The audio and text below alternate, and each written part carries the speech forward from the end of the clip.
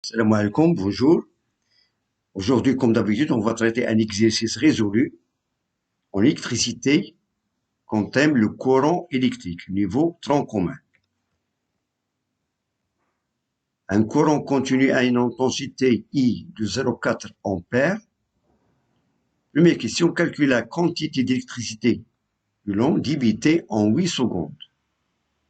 Deuxième question, déterminer le nombre d'électrons, petit n, traversant une section du conducteur pendant ce temps. Le temps, c'est de 8 secondes.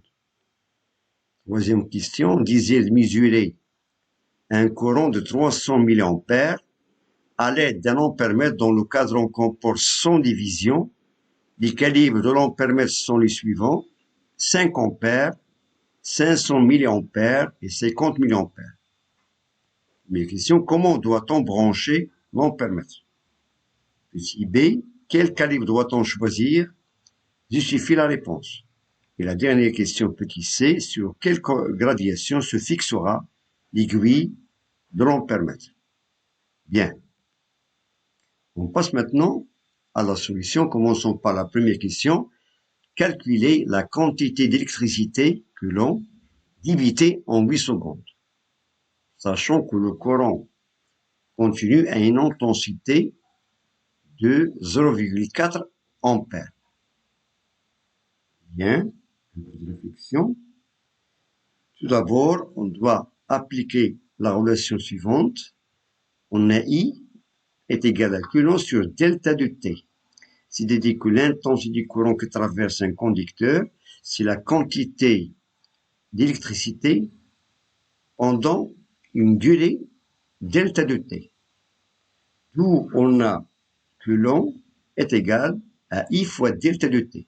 C'est-à-dire la quantité d'électricité est égale à l'intensité du courant fois la durée delta de T. On passe maintenant à l'application numérique. On a I, c'est 0,4 ampères, et delta de T, c'est 8 secondes. D'où on a la quantité d'électricité débitée en 8 secondes de valeur 3,2 coulombs. 3,2 coulombs. Bien. On passe maintenant à la deuxième question. Déterminer le nombre d'électrons, petit n, ou bien grand N, traversant une section du conducteur pendant ce temps. C'est-à-dire quel est le nombre d'électrons traversant une section du conducteur pendant ce temps, c'est-à-dire pendant 8 secondes. Voilà, ça c'est la deuxième question.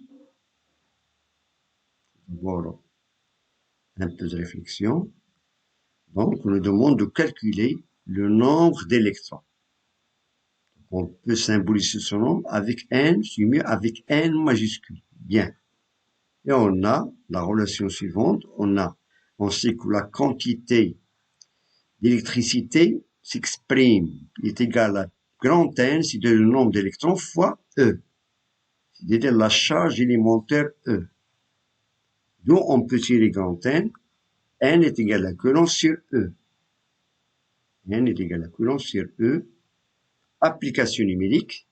On a coulomb c'est la quantité d'électricité 3,2 coulombs. Et on a la charge élémentaire, petit e, est de 1,6 10 puissance moins 19 coulombs. 1,6 10 puissance moins 19. Et on aura le nombre d'électrons traversant cette section du conducteur pendant 8 secondes est de 2 10 puissance 19. 2 10 puissance 19. Bien, ça c'est le nombre d'électrons qui traversent une section du conducteur pendant 8 secondes. Ça c'est la deuxième question. C'est la réponse de la deuxième question. On passe maintenant à la question 3. On désire mesurer un courant de 300 mA. Bien sûr, on fait appel à un ampèremètre. À l'aide d'un ampèremètre, dont le cadran comporte 100 divisions, les calibres de cet ampèremètre sont les suivants. On a ici 5 ampères, 500 mA et 50 mA. Petit a, premièrement, comment doit-on brancher l'ampèremètre? Donc, lorsqu'on veut mesurer l'intensité du courant qui traverse un conducteur, on fait appel bien sûr à un ampèremètre. Donc comment doit-on brancher cet ampèremètre? Ça, c'est la question petit a de la troisième question. Voilà.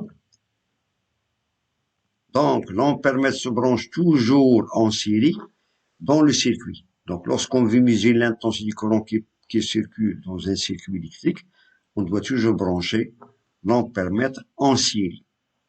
Car l'ampèremètre, il a une résistance très faible. Par contre, on avait précédemment que lorsqu'on veut mesurer la tension électrique, on fait appel à un voltmètre. Et le voltmètre se branche en dérivation, voilà. Par contre, l'ampèremètre se branche en série. Bien. On passe maintenant à la question suivante, petit b. Quel calibre doit-on choisir dans ce cas, lorsqu'on veut mesurer l'intensité du courant de 300 000 ampères? Quel calibre doit-on choisir? Est-ce 5 ampères, ou bien 300 000 ampères, ou bien 50 000 ampères? Bien sûr, on doit justifier la réponse. Voilà, ça c'est la question petit b. Quel calibre doit-on choisir pour mesurer une intensité de 300 000 ampères? Donc l'intensité du courant est de 300 000 ampères, donc on doit choisir un calibre de 500 000 ampères. Car si on choisit par exemple 5 ampères, on sait que 5 ampères c'est très grand par rapport à 300 000 ampères, car 300 000 ampères, si l'on convertit en ampères, c'est 0,3. Donc on aura une faible déviation de l'aiguille. Si on prend la valeur, la troisième valeur du calibre, 50 mA, 50 mA, c'est très petit par rapport à 300 mA, on risque d'avoir une détérioration de l'ampèremètre. Bien sûr, pour cela, on doit choisir le calibre 500 mA qui est supérieur à 300 mA. Bien. On passe maintenant à la dernière question, petit c. Sur quelle gradation se fixera l'aiguille de l'ampèremètre? C'est-à-dire, petit n, sur quelle gradation se fixera l'aiguille de l'ampèremètre? Bien. Donc, on doit appliquer la relation suivante. On a l'intensité I est égale à la valeur du calibre fois la gradation de l'aiguille sur le nombre de gradations du cadran, sur grand N. Donc, on a I est égal à C fois petit n sur grand N. Donc, l'inconnu de cette relation, c'est petit n. D'où on tire petit n est égal à I fois grand N sur C. C'est l'intensité fois la gradation totale du cadran sur la valeur du calibre. On passe à l'application numérique. On sait que I, c'est de 300 mA, grand N, c'est 100 divisions, et le calibre qu'on a choisi, c'est de 500 mA. D'où on a la gradation où se fixera l'aiguille de l'ampèremètre et de valeur n est égal à 60. N, petit n, est égal à 60. Bien.